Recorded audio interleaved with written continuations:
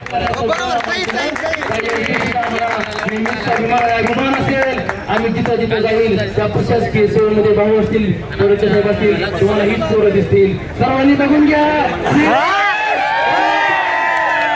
3,07,13 kilometre असणाऱ्या महाराष्ट्राच्या जिल्हाधिकारी कार्यालय, पंचायत समिती असेल, पोलीस प्रशासन असेल, महसूल सेवा असेल, अशा अनेक सेवा आहेत त्यामध्ये माझे वाहक त्या ठिकाणी असणार आहेत.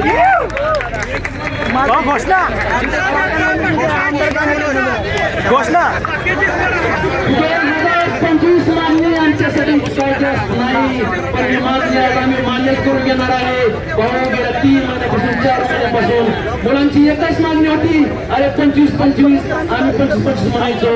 आम्हाला वेगवेगळ्या ठिकाणी आश्वासन द्यायची पण पूर्ण होत नव्हती. आज फोन झाला त्यानंतर कुठेतरी सकारात्मक बाबी वाटायला आहेत आणि कुठेतरी आज पॉझिटिव्हपणा या आकाशातल्या कुठून तरी आपल्या ठिकाणी येत आहे. पॉझिटिव्ह न्यूज येत आहे, त्यामुळे आम्हाला सकारात्मकपणा जाणवत आहे. अरे वरती ऊन आहे तरी आम्ही या ठिकाणी पोरांच्या चेहऱ्यावरती तेज आहे. स्वामी विवेकानंदांचे विचार असणारे मुलं आहेत, हे छत्रपती शिवाजी महाराजांचा आदर्श घेणारी मुलं आहेत आणि ही मुलं आहेत इतिहासाला मानणारी आणि जिओग्राफीला न्याय देणारी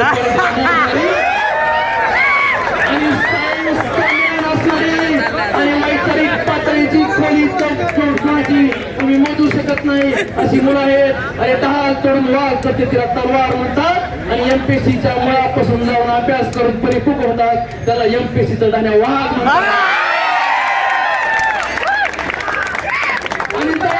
पुण्यामध्ये नाही महाराष्ट्रामध्ये आम्ही तिथं जाईल तिथं आमचा अधिकारी असल्यानंतर आमचा स्वाभिमान जागा होईल, आमच्या अंगात न्याट येईल आणि आमचे विद्यार्थी होईल. काही अडचण तरी अरे राजकीय पावर 5 वर्षासाठी असते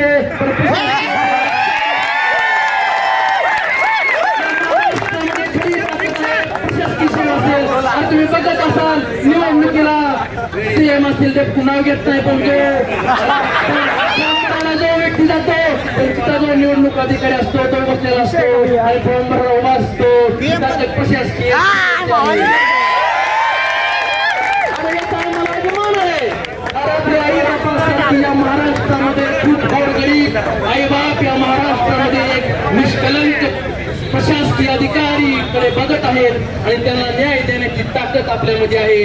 आणि आपले आईबाप सुखी राहून चालणार नाही. त्या महाराष्ट्रातील प्रत्येक आईबाप सुखी ठेवण्यासाठी त्याच्यावर हसू चेहऱ्यावर आणण्याची ताकद तो तुम्हाला प्रशासकीय सेवा आपल्याला मिळत आहे आणि त्याचं साफीकरण लावण्यासाठी आपण या ठिकाणी उभा आहे. उद्या तहसीलदार होण्यासाठी आम्ही ह्या उन्हात बसलोय. उद्या तहसीलदार झाल्यानंतर त्या सावलीत सुद्धा आपल्यालाच बसायचं आहे. पण या उन्हाची काय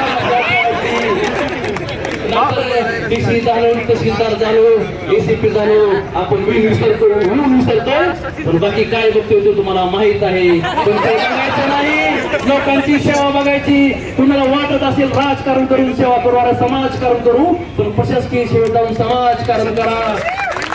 महाराष्ट्रातल्या गोरगरिबांपर्यंत पोहोचण्याचं एक साधं सोपं मार्ग आहे.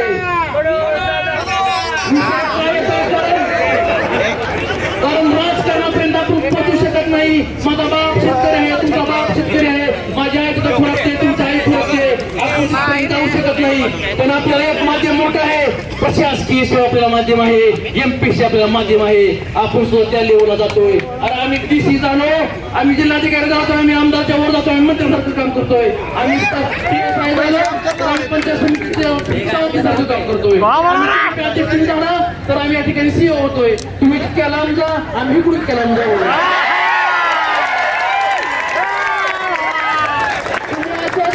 आम्ही असं जाणार, आपली त्या ठिकाणी भेटत होणार आहे.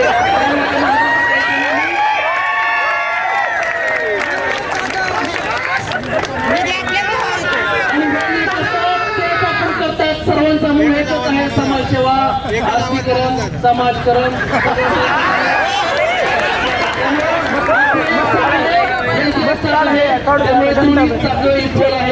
आपण मागं हटायचं नाही, काय टेन्शन घ्यायचं नाही. आपण सर्वोच्च अधिकारी होणार आहेत. 7-8,000 क्लर्केसो जागा आलेत. 50,000 पगार आहे, चुकी तिथे पण सेवा करायची. आणि तलाट्याची सर्वात एक महत्वाची मागणी सरांनी विचारला तलाठी, अरे एमपीसी तलाठी तुम्ही द्या, कारण आमचा एवढील काही खासदार आमदार नाही, जिल्हाधिकारी नाही, त्यामुळे आम्ही तितक्या पोहोचत नाही. 10-20% कुठं काय होतं, जागायचं काय होतं आम्हाला माहिती आहे. भ्रष्टाचाराने आम्ही बघून बघून कटाळलेलो आहे. कोण भ्रष्टाचार करतंय काय करतंय हे मुलांना माहित आहे, कारण ही मुलं एमपीसी करतात. महाराष्ट्रात कुठं काय होतं, वरती काय चालतं, कोण कोणाकडे बसतं, सगळा अभ्यास आम्ही केलेला आहे, आम्हाला सगळं कळतं नाही. एकच विनंती आहे सरकारला, एक अजून एक मागणी करा, तलाठी पण एमपीसी करून घ्या. गरीबाच्या मुलाला गाव